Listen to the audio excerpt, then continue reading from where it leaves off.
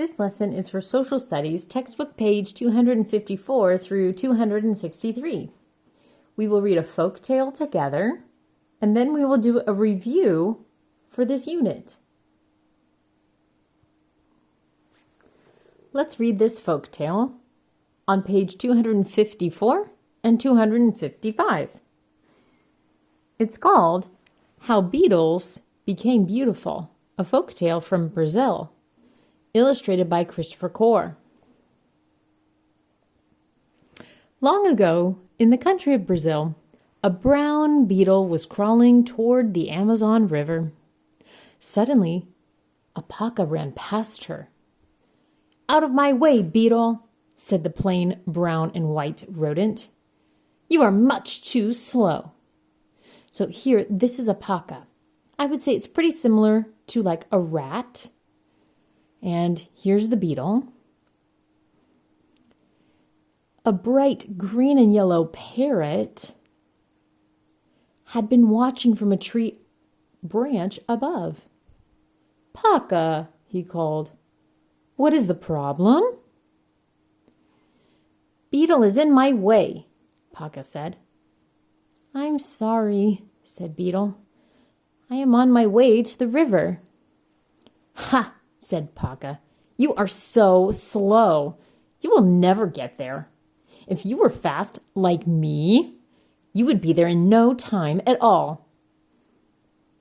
Parrot did not like Paca's bragging. "Let's have a race," he said. "The first one to the river will earn a beautiful new coat. Now, get ready. Get set. Go." Here you can see Parrot is flying as Paca and Beetle are heading to the river.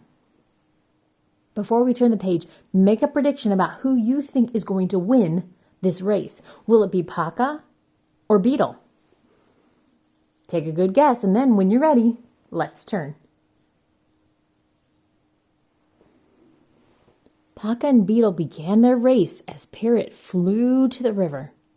Paca ran far ahead of Beetle so that he could no longer see her.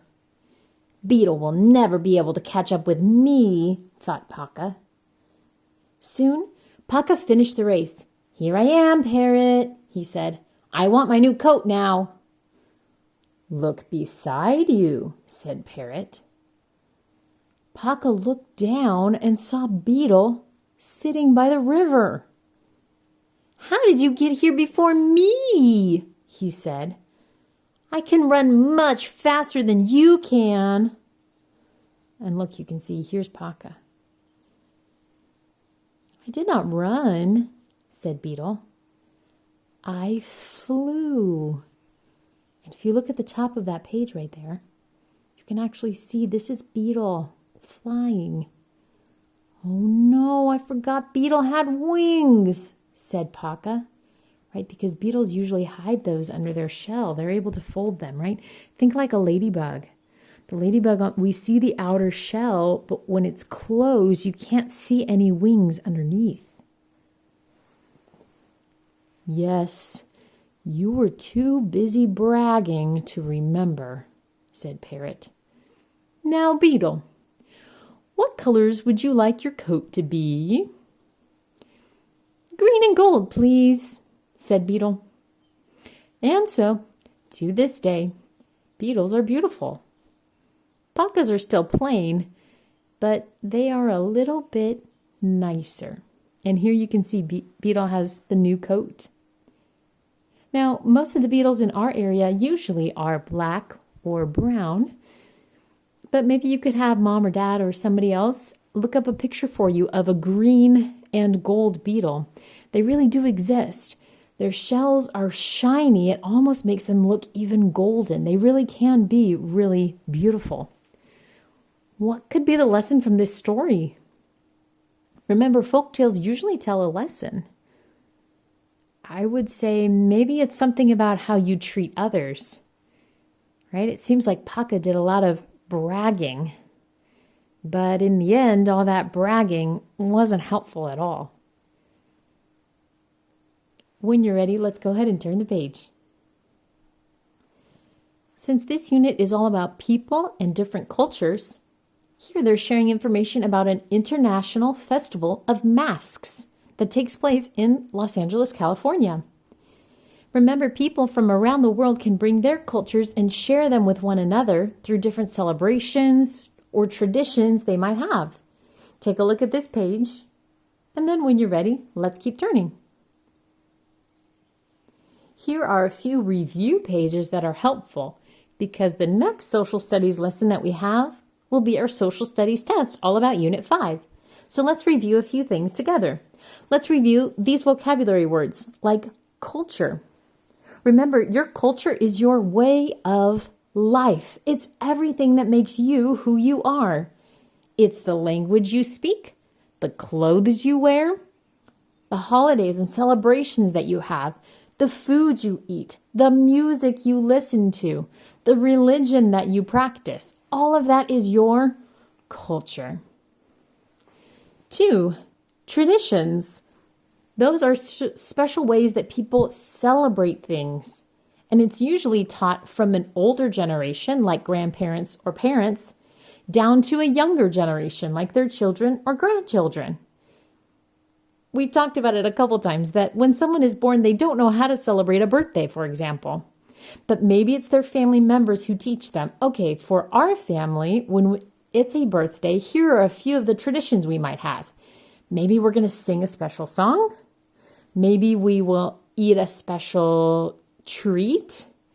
Maybe we will have some gifts. Maybe we will have a special meal.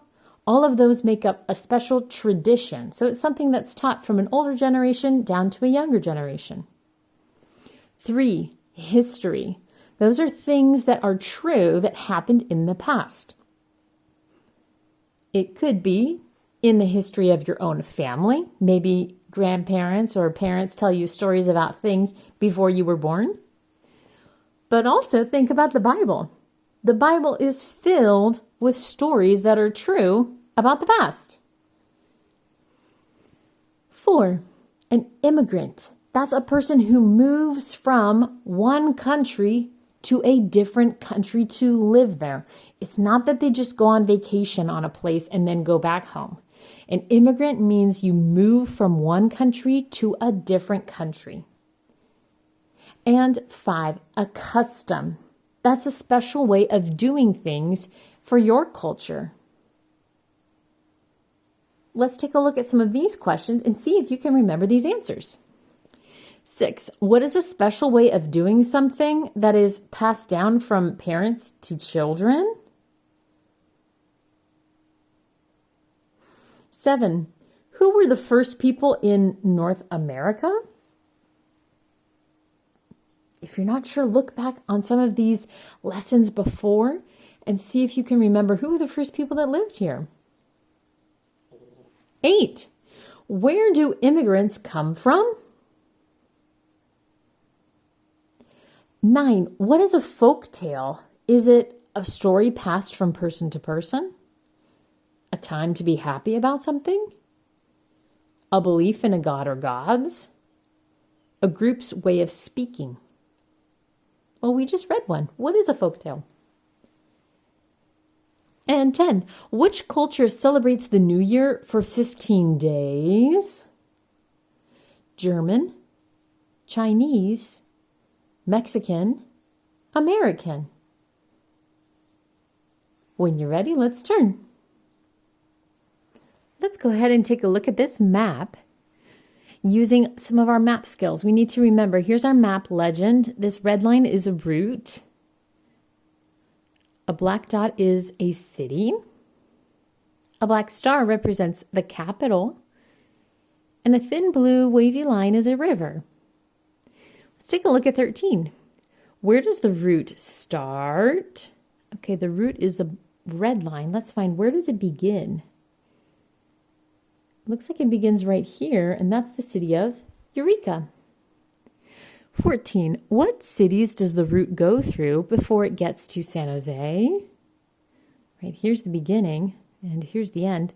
Let's travel and see where it goes. Here's the city, I know that's a city because of the black dot. And it's called Santa Rosa. That's actually not too far from us. And if you keep traveling, here's another city, San Francisco. Maybe you've been there before. And then it ends up in San Jose. 15.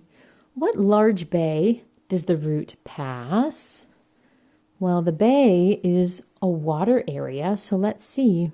Right here it's called San Francisco Bay.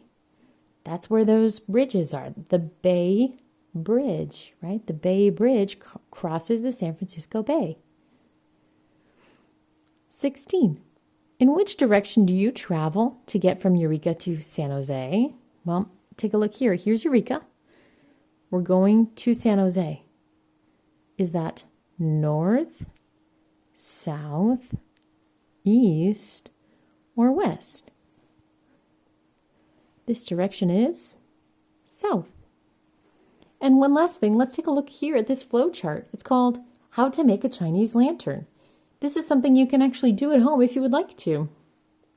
Let's read the steps together. Number 1, fold a piece of paper in half. Fold it in half the long way. 2, make small cuts along the fold. Looks like these are almost like diamond or triangle-shaped cuts. 3, unfold the paper, paste, which means glue, the short edges together. Put one row of glue on one side and have the other end come around and fold on top of it. 4, paste a strip of paper across one end to make a handle. Here they made a handle at the top. If that's a craft that you would like to make at home, go ahead and do that. 17, how many steps does it take to make a Chinese lantern? 4. What is the first step? Fold a piece of paper in half. 19. What do you do after you make the cuts in the paper? Here we make the cuts, then you need to unfold the paper and paste the short ends together. 20. What is the last step? Paste a strip of paper across one end to make a handle.